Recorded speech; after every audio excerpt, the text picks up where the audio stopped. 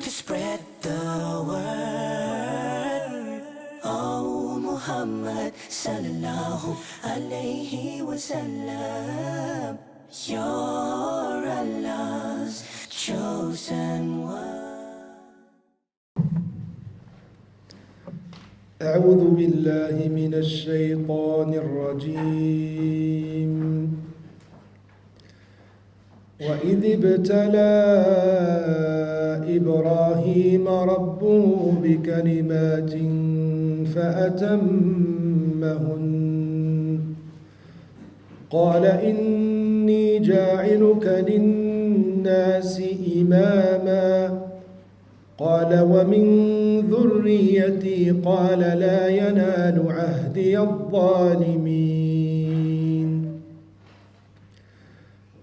وإذ جعلنا البيت مثابة للناس وأمنا واتخذوا من مقام إبراهيم مصلى وعهدنا إلى إبراهيم وإسماعيل أن طهرا بيتي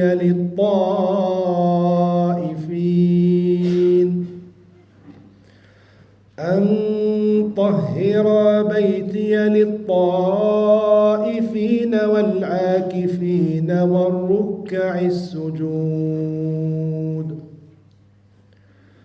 وإذ قال إبراهيم رب اجعل هذا البلد آمنا وارزق أهله من الثمرات من آمن منهم بالله واليوم الآخر قال ومن كفر فأمتعه قليلا ثم أضطره إلى عذاب النار وبئس المصير. وإذ يرفع إبراهيم القواعد من البيت وإسماعيل ربنا تقبل منا إنك أنت السميع العليم ربنا واجعلنا مسلمين لك ومن ذريتنا أمة مسلمة لك وأرنا مناسكنا وتب علينا إنك أنت التواب الرحيم. ربنا وابعث فيهم رسولا منهم يتلو عليهم آياتك ويعلمهم الكتاب والحكمة ويزكيهم إنك أنت العزيز الحكيم. ومن يرغب عن ملة إبراهيم إلا من سفه نفسه ولقد اصطفيناه في الدنيا وإنه في الآخرة لمن الصالحين. إذ قال له ربه أسلم قال أسلمت لرب العالمين. وأوصى بها إبراهيم بنيه ويعقوب يا بني إن الله اصطفى لكم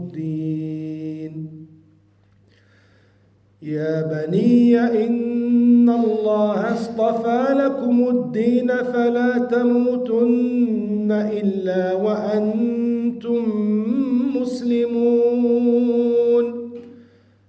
أم كنتم شهداء إذ حضر يعقوب الموت إذ قال لبنيه ما تعبدون من بعدي قالوا نعبد إلهك وإله آبائك إبراهيم وإسماعيل وإسحاق إلها واحدا ونحن له مسلمون.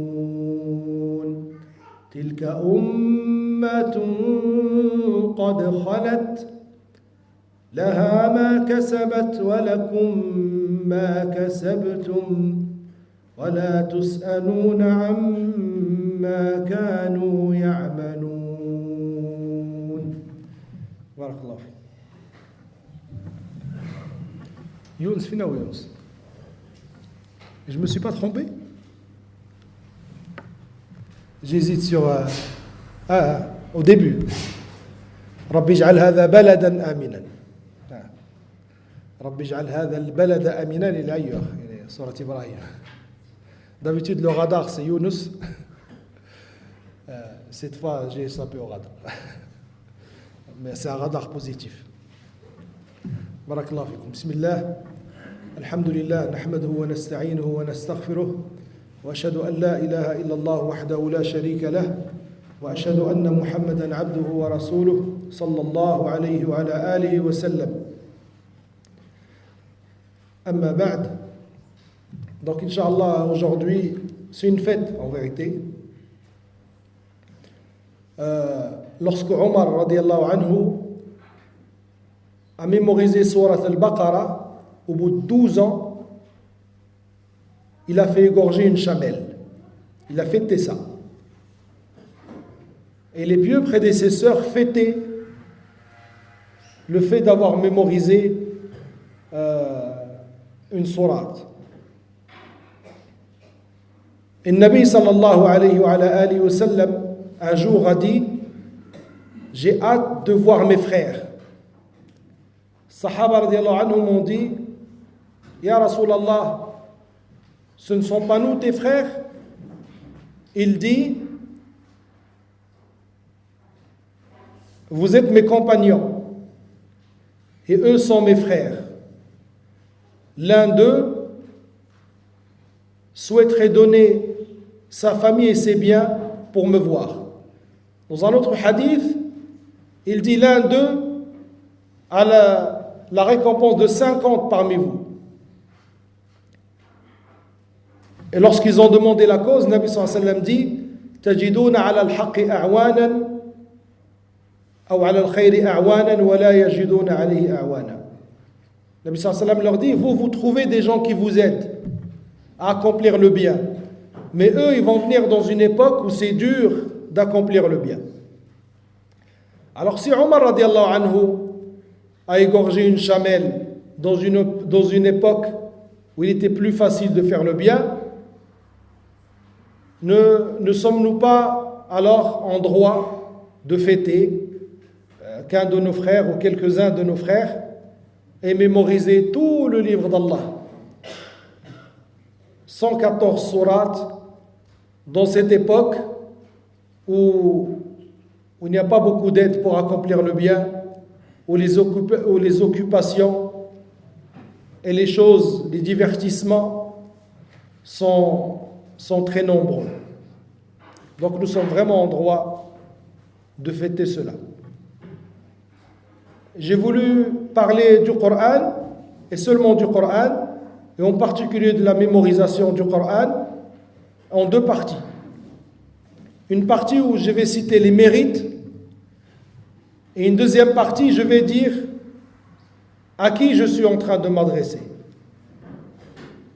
Qui est concerné par ce qu'on va voir, Inch'Allah, dans la première partie.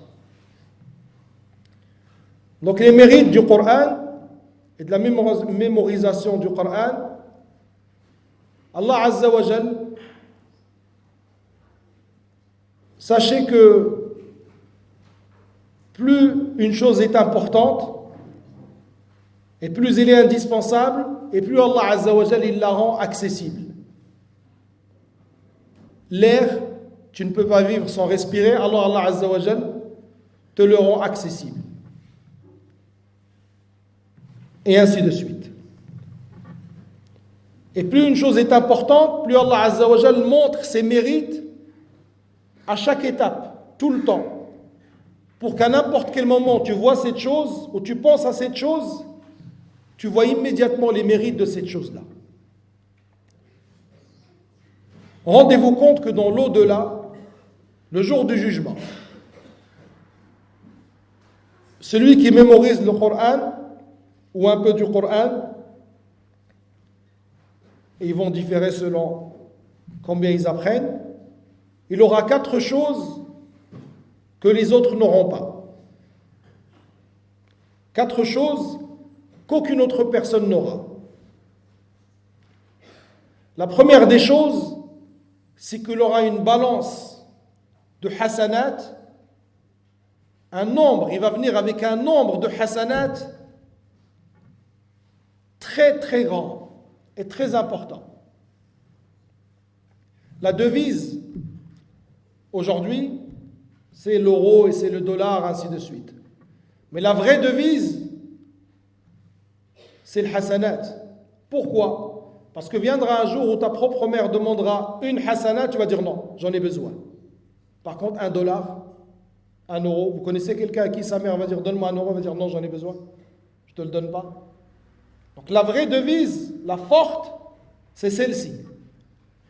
Et donc celui qui mémorise le Coran vient ce jour-là avec un nombre, mais gigantesque, de cette devise-là, qui est le hasanat. Le Nabi sallallahu alayhi wa sallam dit, pour chaque lettre qu'un homme récitera du Coran, il aura une hasana, chaque lettre. Et chaque hasana lui sera multipliée par 10.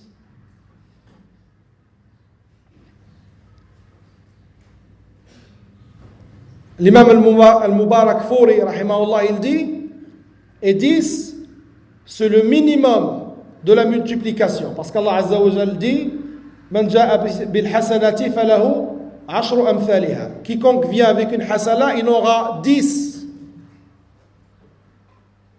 Wallahu yudha'ifu liman yasha. Et Allah Azza wa Jal multiplie plus que cela à qui il veut. Dans un hadith jusqu'à 700. Restons à 10. Ibn Kathir dit, selon Mujahid, il y a 320 015 lettres dans le Coran. 320 015. C'est-à-dire que celui qui a mémorisé, il a au minimum combien? 3 200 000 bonnes actions.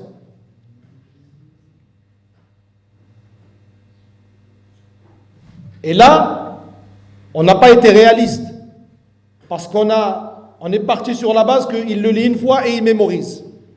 Alors que pour mémoriser, il a peut-être lu 40, 50, voire 100, 200, 300, 500, ça dépend des endroits. Et pour le garder, il va falloir qu'il lise et relise et relise.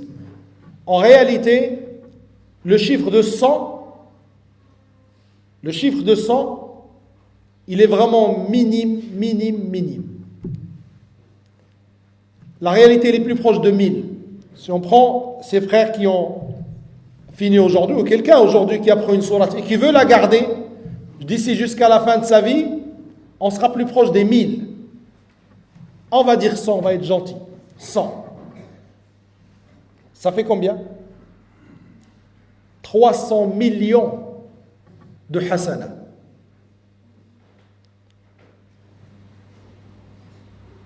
Bien sûr, on commet des péchés, mais quand même, avec 300 millions, en admettant que ça soit un grand champion des péchés, mais il a quand même 300 millions de péchés qui vont partir.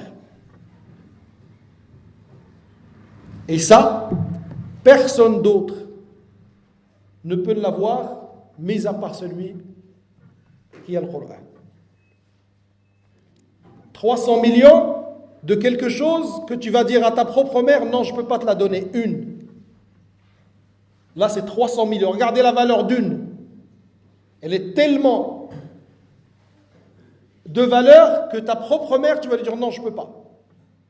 Le père, non, je ne peux pas. L'enfant, non, je ne peux pas. 300 millions.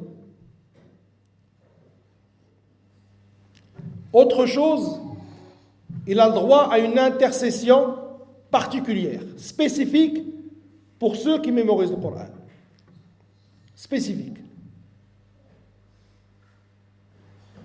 Vous savez, les anges, ils vont intercéder, les prophètes, ils vont intercéder, les gens pieux, ils vont intercéder. Mais il y a une intercession qui sera spécifique. C'est celle du Coran. Le Nabi sallallahu alayhi wa sallam dit, lisez le Coran, car il viendra le jour du jugement intercéder pour ces gens. Ces gens, c'est qui? Ces habituels, les mémorisateurs et ceux qui le lisent tout le temps, tout le temps, tout le temps. Une intercession particulière.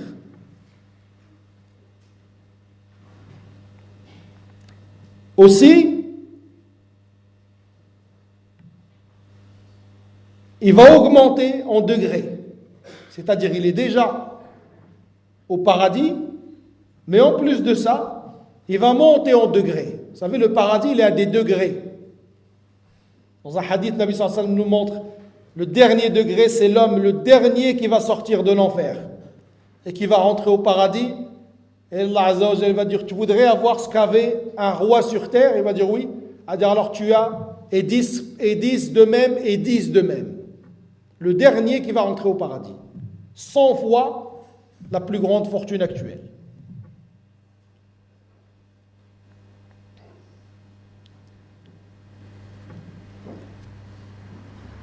Et Nabi sallallahu alayhi wa sallam dit, il sera dit, les anges diront à celui qui mémorise le Coran, lis et monte et psalmodie. Dans une version, lis et psalmodie comme tu faisais sur terre. Comme tu psalmodiais sur terre.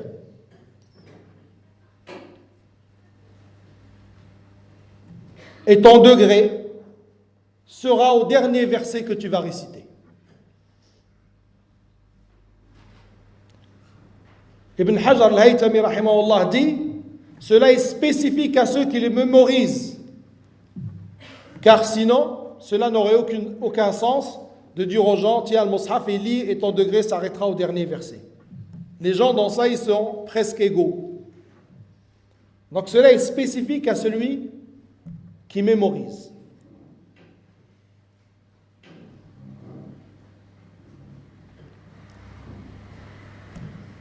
Et ton degré sera au dernier verset. Ça veut dire que chaque verset, tu as un degré. Pour chaque verset, il a un degré de plus.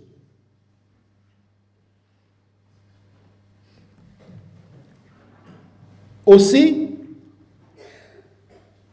et c'est le meilleur, Al-Nabi sallallahu alayhi wa sallam a dit, Al-Mahiru bil-Qur'an, celui qui excelle, qui le lit, qui lit bien le Qur'an, ma'as safaratil kiramil barara, avec les anges nobles et purs. Le jour du jugement, il sera avec les anges.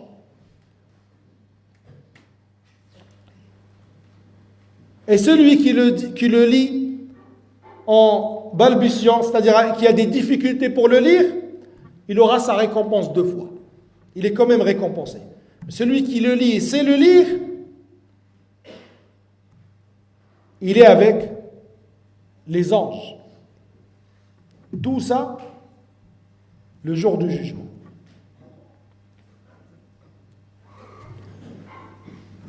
Mais comme on a dit, Allah Azza wa Jalla, lorsque la chose est importante et de grande valeur, il fait apparaître sa valeur tout le temps.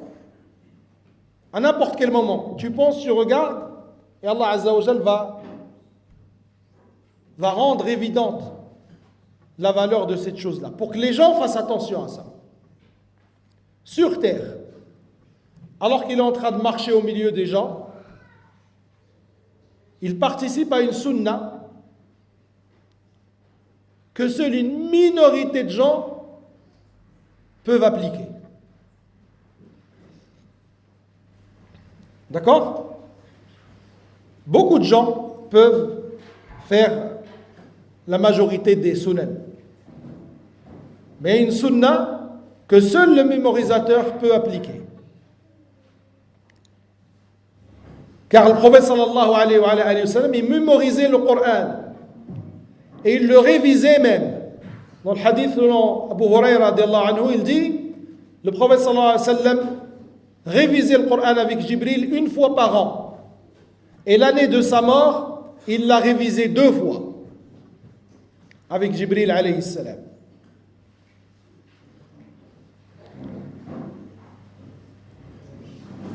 Aussi, Allah Azza wa Jal a mis celui qui mémorise le Coran dans l'élite. Uthman radiallahu anhu dit, le prophète sallallahu alayhi wa sallam a dit, khayrukum man ta'allama al-Qur'an wa 'allamah, le meilleur parmi vous. Le meilleur. Nous, quand on vient chercher qui est le meilleur, nos critères, ils seront quoi? Si je dis à quelqu'un, c'est qui le meilleur de ton quartier? Ou même de ta famille? Ça va être celui qui a réussi socialement, ou bien le plus riche, ou bien ça va être des critères physiques ou autres. Mais on ne va pas penser à ce critère-là, qui est celui qui détermine. Le meilleur, le Nabi sallallahu alayhi wa sallam dit, khayrukum, le meilleur parmi vous, est celui qui a appris le Coran puis l'a enseigné. Voici le meilleur. Abdullah ibn al-Mubarak, qui est une sommité dans le hadith, qui est un des pieux prédécesseurs, les vrais, a été vu dans un rêve par un de ses élèves. Abdullah Mubarak, c'est du très haut niveau. On ne parle pas de savant, on ne parle pas de... Là, on est en train de parler dans le très haut de gamme, la gamme juste après les Sahaba radiallahu anhu. Un de ses élèves l'a vu au rêve, il l'a vu, il était souriant, il était bien. Il a dit, qu'est-ce qu'Allah a fait de toi? Il lui a dit, il m'a pardonné par la multiplication des voyages que j'ai accomplis pour marquer les hadiths du prophète sallallahu alayhi wa sallam. Mais je te conseille le livre d'Allah. Il a dit, mais je te conseille le livre d'Allah.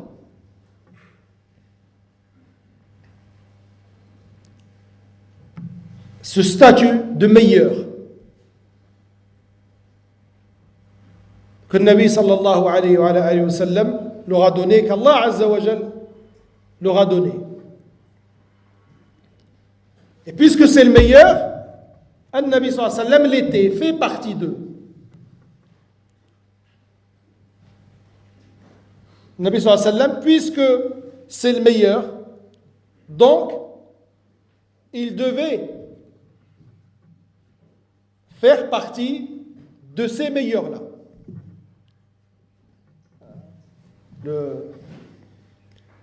Parce que le Nabi sallallahu alayhi wa sallam est toujours premier lorsqu'il s'agit du bien. C'était pas un poète, c'était quelqu'un un homme qui faisait des vers, mais pas pour faire des poésies, c'était pour de la science, mais il la met en vers de poésie pour que ça soit plus facile à retenir. Et en parlant du prophète sallallahu alayhi wa sallam, il dit فَهُوَ الْمُجَلِّي وَالْوَرَا إِلَى وَرَا. Al-Mujalli, c'est le cheval de course qui arrive en premier. Les Arabes, la précision qu'ils avaient, c'est qu'un cheval noir, il a un nom. Un cheval brun, il a un nom. Un cheval noir avec une tache blanche, il a un nom. Et les 10 premiers chevaux d'une course, ils ont des noms spécifiques. Al-Mujalli, c'est celui qui arrive en premier. Quand on entend Al-Mujalli dans les poèmes des Arabes ou dans leurs textes, non seulement il parle d'un cheval, mais en plus de ça, un cheval de course, mais qui est arrivé en premier. Puis le Musalli, puis le Musalli, et ainsi de suite. Les 10 premiers, il leur donne un nom spécifique. Donc, cet homme qui faisait ce poème-là, lorsqu'il a parlé de Nabi sallallahu alayhi wa sallam, il dit فَهُوَ الْمُجَلِّي وَالْوَرَا إِلَى وَرَا. Il est le premier, celui qui gagne, celui qui arrive tout le temps le premier dans les bonnes actions, wal-wara, et les autres des créatures, ila wara, tout le reste ils sont derrière lui. ils essayent de marcher sur ses pas, mais ils ne peuvent pas l'atteindre parce que lui, c'est le mujalli, c'est celui qui va le plus vite lorsqu'il s'agit d'accomplir le bien. Donc ces gens-là, le Nabi sallallahu alayhi wa sallam et Allah Azza wa Jal leur a donné ce statut-là du meilleur. Khayrukum. Et le rapporteur est Uthman. Alors imagine Khayrukum, ça parle de qui? Si Uthman le dit, c'est qu'Abu Bakr il était vivant, c'est qu'Omar il était vivant, Ibn Abbas, Anas, tous les meilleurs des compagnons de Allah, ils étaient là. Le Nabi sallallahu alayhi wa sallam leur dit, le meilleur parmi vous est celui qui apprend le Coran et puis l'enseigne.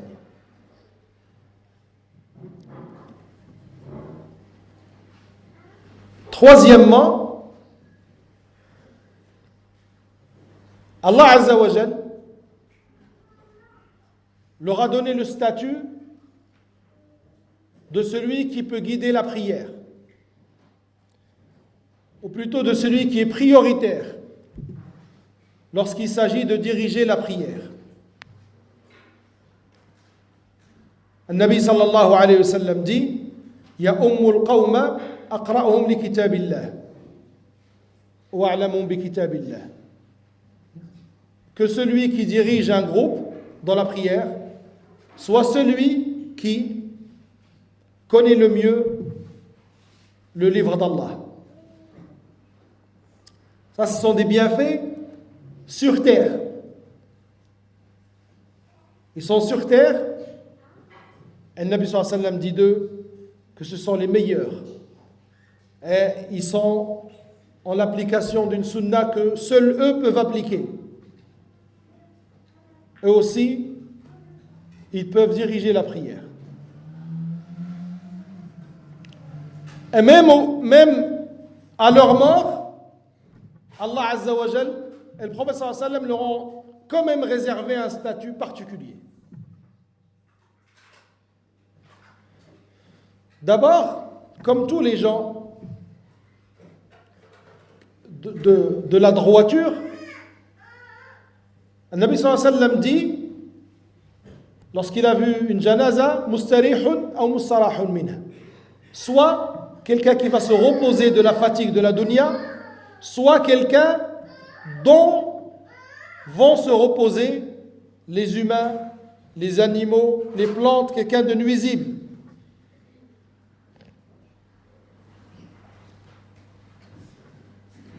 Et les animaux se plaignent lorsqu'il n'y a pas la pluie. Dans certains athars, il est dit qu'ils se plaignent du comportement de l'humain. Car on a été privé de pluie par la conséquence de ce que font les humains.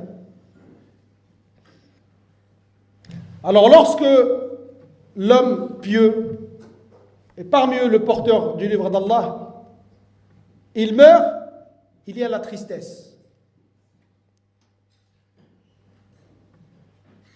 Si demain on entend qu'un des imams de notre secteur est décédé, on va être triste. Hafidhahumullah. On va être triste. Sauf si c'est moi, il y a quelques-uns qui vont être contents. Distribution de bonbons gratuite. Donc le commun des musulmans, lorsqu'il entend qu'un imam ou quelqu'un qui a ce statut-là, il est décédé, il est triste. Et Allah Azza wa Jal, il donne aux savants et aux étudiants et aux mémorisateurs du Coran une sortie d'honneur, subhanallah, même dans leur janaza. C'est pour ça que l'imam Ahmad, il disait à ses adversaires, Baynana wa baynakum al-janaiz. Le jour des funérailles, nous verrons. Il se dit que les funérailles de l'imam Ahmad, la salat de l'imam Ahmad, 1 million de personnes ont assisté. 1 million à cette époque-là, ce sont des chiffres énormes. Et aujourd'hui, certaines janazas de certains grands savants, quand vous mettez sur YouTube, vous allez voir, la foule ne se finit pas. Et sachant que Nabi sallallahu alayhi wa sallam dit dans le hadith authentique, si un musulman meurt et que pris sur lui 3 rangées de croyants, Allah Azza wa Jal acceptera leur intercession et leur dua pour lui. C'est pour ça qu'on dit lorsqu'il y a une prière de janaza, on veut faire la prière sur un mort, il ne faut pas se mettre en un seul rang de 10 ou 12. Non, il vaut mieux faire 3 rangs de 4, faire en sorte d'être 3 rangs pour rentrer, Inch'Allah, dans ce hadith-là. Et dans tout ce grand nombre de personnes qui vont faire dua pour lui et qui vont demander à Allah Azza wa Jal pardon pour lui. Il aura aussi le privilège que ce sont des pieux ou des gens de valeur qui vont faire la prière sur lui. On a dans le hadith que le Nabi sallallahu alayhi wa sallam, lorsque quelqu'un mourait et qu'il avait des dettes et qu'il n'avait pas laissé de consigne pour que ça soit payé, le Nabi sallallahu alayhi wa sallam disait « Priez sur votre frère ». Il ne priait pas sur lui. Et dans beaucoup de questions, on trouve que les fuqaha disent que les imams, par exemple, ils ne devraient pas prier sur quelqu'un qui s'est suicidé, par exemple. C'est des divergences, mais juste pour vous dire que des fois, ils estiment que on ne prie pas sur n'importe qui. Qu'il y a certaines personnes qui ont accompli des choses, il faut qu'on marque le coup, il faut qu'on montre que nous acceptons, la communauté n'accepte pas ce que tu as fait. Et par conséquent, les gens de valeur ne vont pas faire la prière sur lui. Ça va être quelqu'un d'autre qui le fera à sa place. Pas par méchanceté, mais pour éduquer la communauté. Et bien sûr, vice-versa, le fait que des gens importants fassent la prière sur une personne, c'est parmi les signes de réussite et le signe d'acceptation de cette personne-là parmi les gens pieux. C'est pour ça que souvent on va trouver que dans les biographies des savants, ou des sahaba, on dit il est mort et c'est telle personne qui a fait la salade sur lui. Il est décédé et c'est telle personne qui a fait la salade sur lui. Pour dire que c'est un bienfait d'Allah Azza wa Jal pour toi si un homme fait la prière. Donc celui qui mémorise le livre d'Allah, lorsqu'il meurt, on sait très bien que les gens qui vont venir pour prier sur lui seront bien sûr soit des gens de science ou bien des gens qui, comme lui, mémorisaient le livre d'Allah. Dans la bataille de Uhud, dans laquelle il y a eu un grand nombre de morts parmi les musulmans, les Sahaba radiallahu anhum, le Nabi sallallahu alayhi wa sallam demandait d'enterrer plusieurs personnes dans une même tombe. Parce qu'il y avait beaucoup de morts et on ne pouvait pas faire une tombe pour chaque personne. Pour les gens qui ont visité Uhud, là où il y a la grille, à cet endroit-là, sont enterrés les Sahaba radiallahu anhum. Et les Sahaba radiallahu anhum, lorsqu'ils ont creusé, ils ont commencé à mettre les corps dedans, ils se sont trouvés devant une problématique. Parce qu'on va mettre 3 personnes dans le lahd.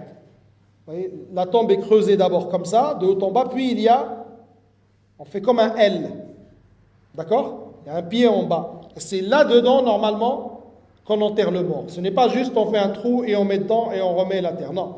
On creuse comme ça en profondeur et puis on va sur le côté. Ça s'appelle lahd. Et une fois on rentre le corps dedans, ils mettent des pierres et de l'argile et de la terre et après ils referment le premier trou qu'ils avaient creusé en profondeur. Mais donc s'ils les mettent dans le même, c'est le premier qui sera face à la Qibla. Et les autres, il y aura le premier entre eux et la Qibla. Regardez la justice des Sahaba. Ils n'ont pas voulu prendre une décision comme ça. Le Nabi sallallahu alayhi wa sallam, il dit faites en sorte que celui qui apprend le plus de Coran soit celui qui soit en premier, face à la Qibla. Même entre les Sahaba radiallahu anhum, même entre les meilleurs des gens, ce qui a fait la sélection, c'est encore une fois de plus Al-Qur'an.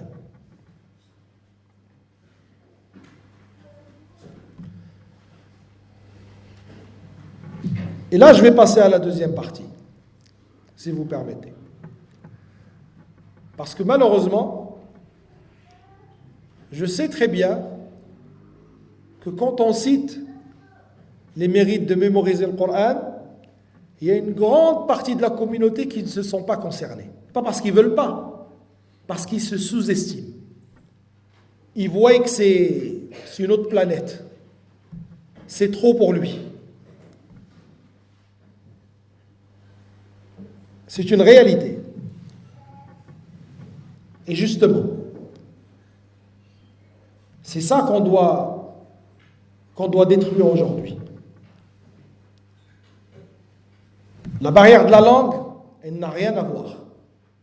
Vous allez en Inde, en Afrique du Sud, au Tchad, partout. Vous allez voir des gens qui connaissent le Coran comme ils connaissent leur prénom. Et pourtant, ce ne sont pas des arabophones. Il y a des régions du Tchad, si tu ne mémorises pas le Coran, ils ne te marient même pas. Ça veut dire que les jeunes, ils courent après pour apprendre le Coran.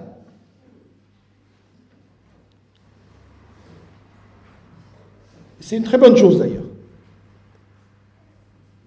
Et donc, la langue, ce n'est pas une barrière. Ce qu'il faut d'abord, c'est une envie. Une forte envie, une envie réelle. Pas juste une idée comme ça qui traverse. Est-ce que vraiment, tu veux venir le jour du jugement avec 300 millions de hasanat qui attendent? Est-ce que tu veux venir vraiment le jour du jugement et que les anges te disent, allez, monte, récite, monte? Est-ce que ça te donne envie ou sans plus?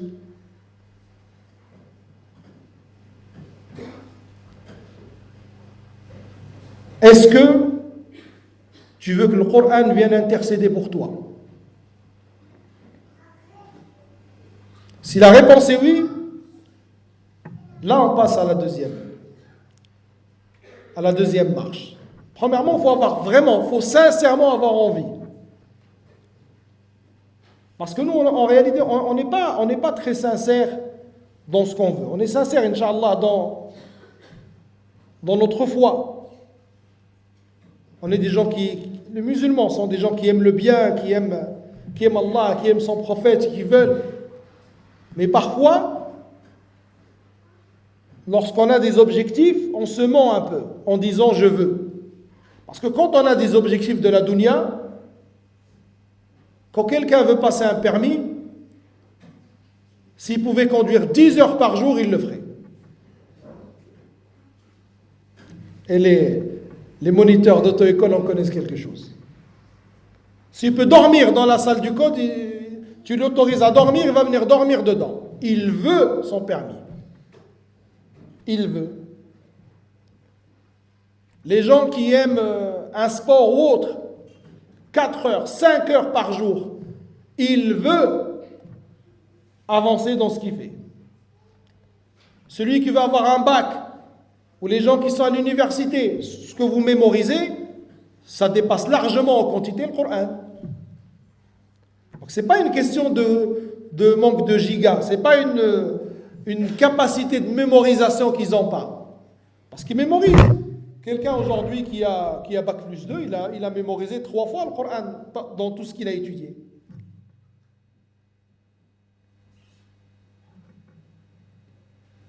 Donc vraiment il faut une envie véridique.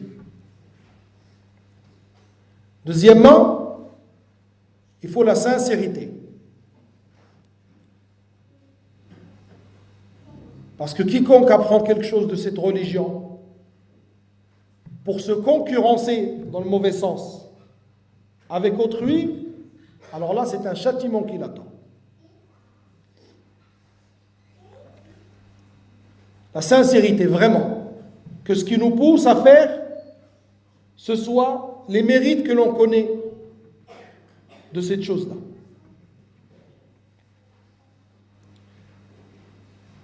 Troisièmement, enlever les épines. Parce que sur les routes, il y a des épines, il y a des barrières, il y a des obstacles. Et la route du Coran, c'est la plus dangereuse de toutes. C'est celui qui a le plus de brigands, d'épines, de barrières, et tous les frères qui ont commencé vous le diront. Ouvre ton mushaf, commence à lire, le téléphone il va sonner. On dirait que le shaitan il organise une réunion spécifique pour que lui, il ne révise pas aujourd'hui. Essayez. Une guerre totale. Les gens qui ne t'ont pas rappelé depuis 6 mois vont se rappeler que tu existes. Et on va commencer à te proposer des choses. Ça ne te dirait pas, et ça ne te dirait pas, et ça ne te dirait pas, et ça ne te dirait pas. Juste pour te détourner du Coran. Et viens, on va sortir. Viens, je vais t'inviter. Depuis 10 ans, tu le connais, il ne t'a jamais invité. Tu commences le Coran, il t'invite.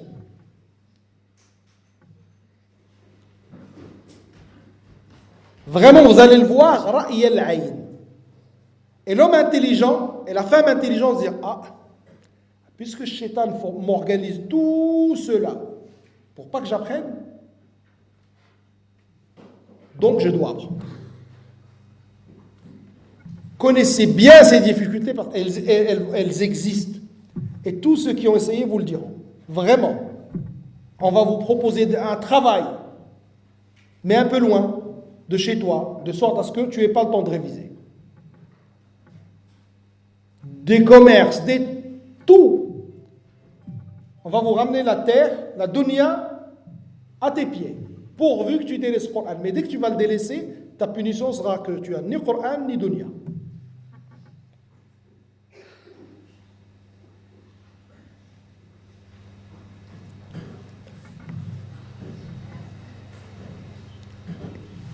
Donc connaître les obstacles, les pertes de temps.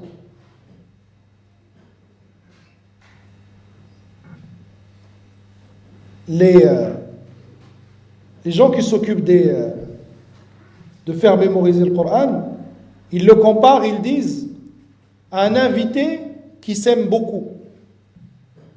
C'est un invité, il s'aime beaucoup. Et quand il rentre chez toi, il met ses claquettes ici. Si jamais tu te détournes de lui, tu parles à un autre, il le prend mal et il s'en va.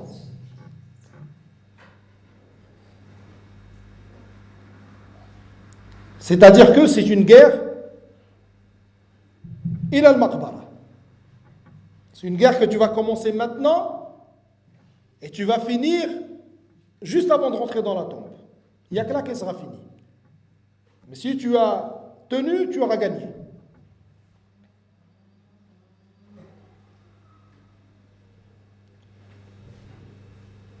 Et donc, toutes ces difficultés-là, je répète, je ne parle pas aux hommes, je ne parle pas aux jeunes, je ne parle pas à ceux qui parlent la langue arabe, je parle à tout le monde. Il n'y a aucune excuse. Le nombre de non-arabophones qui mémorisent dépasse le nombre d'arabophones qui le mémorisent.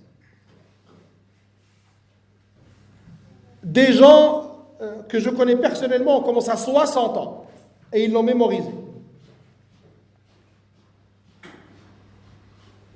Des gens qui travaillent. L'un des frères qui a fini, il travaille. Les deux, ils travaillent.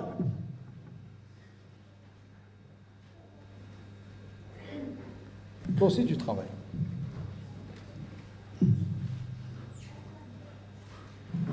Et les gens qui le mémorisent, ils ont des métiers qui diffèrent. Il y a le sportif, il y a celui qui travaille à l'usine, il y a le chauffeur de taxi, ils trouvent tous un moment, un moyen de s'intéresser à ça. Il faut le vouloir. Vraiment. Il faut le vouloir sincèrement. Et se dire que c'est capable. وَقَدْ يَسَّرْنَا الْقُرْآنَ لِلذِّكْرِ فَهَلْ مِن مُدَّكِرٍ. Allah Azza wa Jalla a rendu le Coran facile.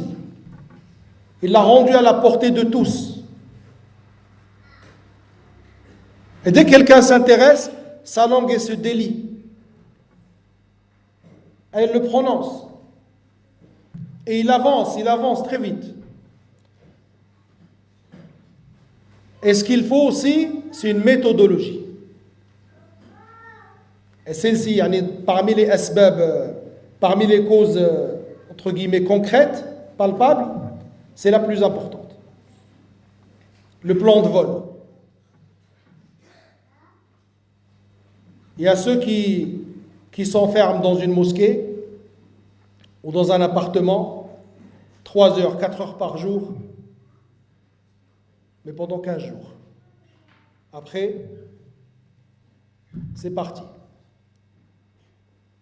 Il y a celui qui dit non, moi je vais finir en 1 an, je vais apprendre un robot par jour ou cada. Il le fait pendant 1 mois, il le délaisse 6 mois, et il a perdu tout, et ainsi de suite. Il y a celui qui le peut, et qui se dit moi je vais vraiment me détacher, je vais aller dans un endroit, et je vais m'y consacrer 2 ans ou 3 ans, et je le finis. Et il y a la majorité des musulmans qui travaillent ou qui étudient, qui sont pères ou mères de famille et qui, il veut quand même arriver à ça. Et qui peut arriver à ça. Lui, il lui faut une méthodologie.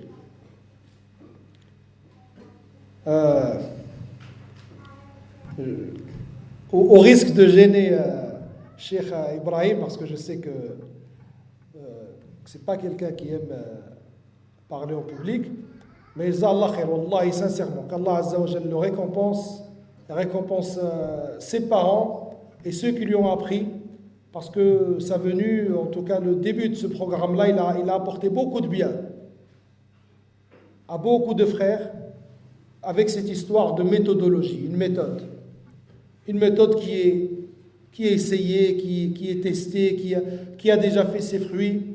Et Allah Azza wa Jalla a voulu, pour beaucoup de gens ici dans ce secteur-là, un bien. Et il est venu jusqu'à eux. Tous ceux qui se sont cramponnés, ils sont doucement en train d'arriver. On en a 2 qui finissent aujourd'hui, d'autres avant. Et des gens, Inch'Allah, des frères à venir. Et moi, j'ai pu le voir parce que, à mon arrivée ici, j'ai connu des frères qui avaient vraiment du mal à réciter la Fatiha.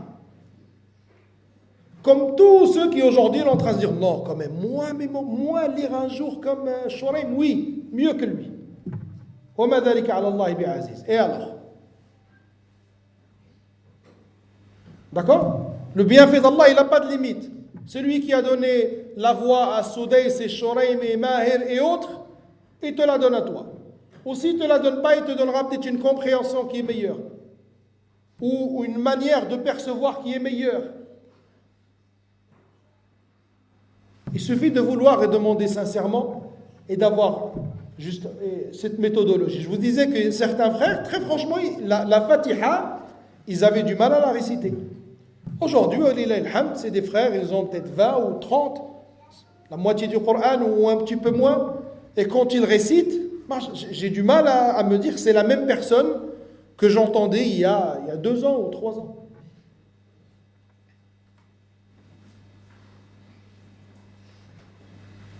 Donc vraiment, il faut qu'on le veuille sincèrement. On note, chacun de nous, il sait qu'est-ce qui te fait perdre le plus de temps et qui te fait perdre le plus de temps. Quel sujet te fait perdre le plus de temps? Quelle activité te fait perdre le plus de temps? Quelle personne te fait perdre le plus de temps? Tout cela, il faut être prêt à les mettre de côté. Et quand c'est indispensable, à l'amoindrir.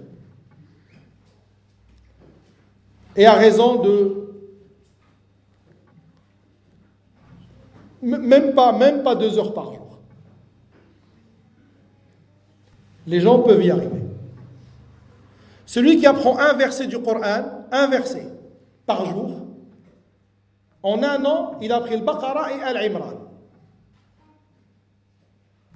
Il ouvre le Mus'haf, un verset, un seul. Alif Lam Mim. Celui-là, il est un peu trop court. Un verset du Coran, une ligne. Et il la mémorise. Younous, le jeune Younous, il passait son bac et, alhamdoulilah, il se battait. Non, je vais te dire. C'est moi qui ai le micro, c'est pas toi. Et, alhamdoulilah, il a fait des efforts et il mémorise le livre d'Allah. Et des beaucoup plus jeunes que lui. Masha'Allah, ils ont maintenant le Baqara, Al-Imran. C'est ça une vraie Ummah. C'est ça les vrais hommes et les vraies femmes de demain. C'est pas les publicitaires, les gens qui aiment les titres qui brillent, mais...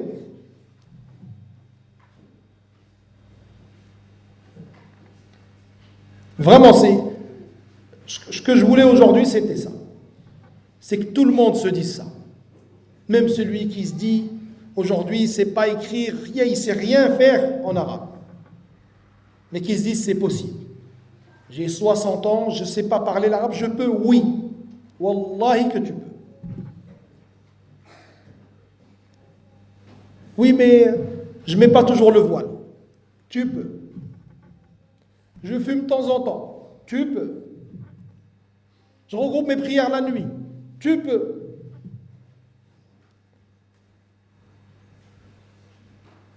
J'ai pas encore été au pèlerinage. Tu peux. Tout le monde peut.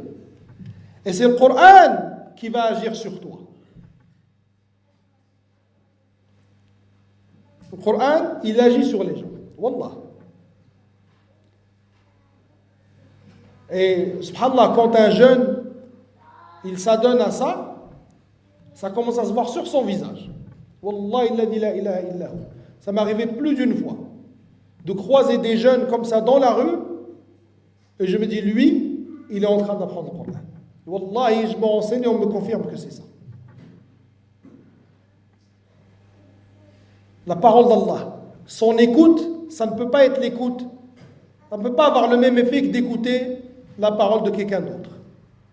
Le fait de la voir, de la suivre comme ça avec les yeux, ça ne peut pas avoir le même effet. Bien sûr, on n'est pas en train de parler d'apprendre, retenir.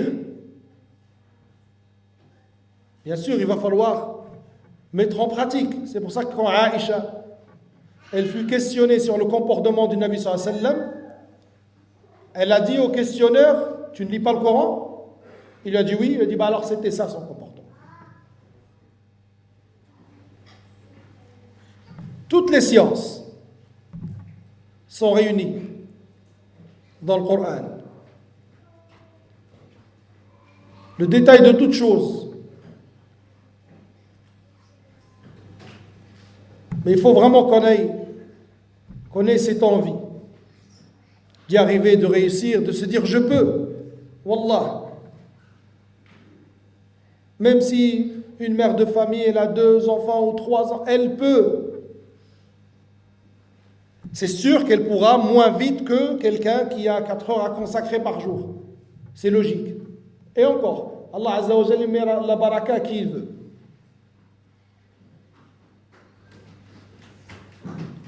Et petit à petit, plus parce que la mémoire, c'est comme un muscle, elle fonctionne. Plus tu mémorises, et plus tu mémorises facilement. Et plus tu révises, et plus tu retiens facilement. Et surtout, à la fin, avoir peur. Regardez ce sujet du Coran, comme Allah Azza wa Jalla nous a montré les mérites, les risques, les empêchements. Il nous a dit attention à la fin. Le Nabi sallallahu alayhi wa sallam, il dit ta'ahadu al-Qur'an. Lisez-le souvent. car par Allah, il est plus fuyant que les chameaux de l'endroit où on les attache. Tu l'oublies, il t'oublie 10 fois. Et c'est une des spécificités du Coran.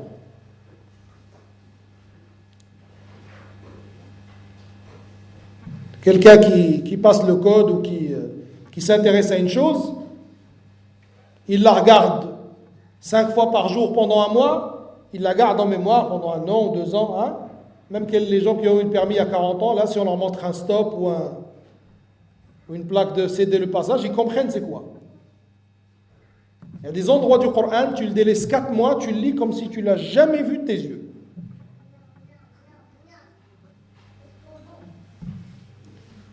C'est pas ta capacité, mais c'est parce que le Coran. Dans l'histoire de ce qui s'était passé en Andalousie, un parmi ceux qui apprenaient le Coran aux gens, il s'est laissé tenter par la dunya. Il s'est laissé tenter par la dunya. Et il s'est marié à une chrétienne et se retrouvait un jour dans l'armée en face de ceux avec qui il étudiait le Coran et à qui il enseignait le Coran. Regardez comment il ne faut jamais se sentir à l'abri et se croire à l'abri et penser qu'on est arrivé. Un de ceux qui étaient en face, il lui dit « Wayhak, qu'est-ce que tu fais ?» Khalas. Il n'y avait plus de... La foi lui a été reprise. Un d'eux, par curiosité, lui dit « Tu te rappelles encore de quelque chose du Coran ?» Il lui a dit « Par Allah, j'ai tout oublié, sauf un seul verset. Lequel ? رُبَمَا يَوَدُّ الَّذِينَ كَفَرُوا لَوْ كَانُوا مُسْلِمِينَ. Peut-être ceux qui ont mécru souhaiteront être des musulmans.